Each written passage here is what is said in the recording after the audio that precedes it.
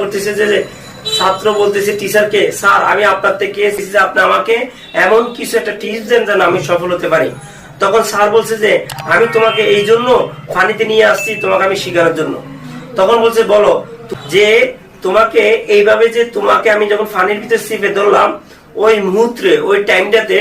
তুমি কোন জিনিসটা তোমার ব্রেন তোমার মন দিয়ে তুমি খুঁজছিলা, ওই কোন বিষয়টা তুমি খুঁজছিলা। তখন ওই ছাত্র বলছে, স্যার আপনি যখন আমাকে চেপে ধরছেন তখন আমি দুনিয়ার সবকিছু ভুলে যেয়ে, সবকিছু আমার মাথায় ছিল না, কোনো কিছু মাথায় ছিল না, খালি একটা জিনিস মাথায় ছিল যে আমি কিভাবে আমি একটা অক্সিজেন নিব,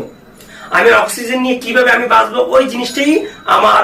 ব্রেন আমার মন দিয়ে আমি কি করছি, ওই জিনিসটা চিন্তা করছি।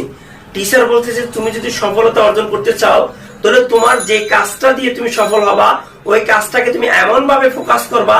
যে ফোকাসটা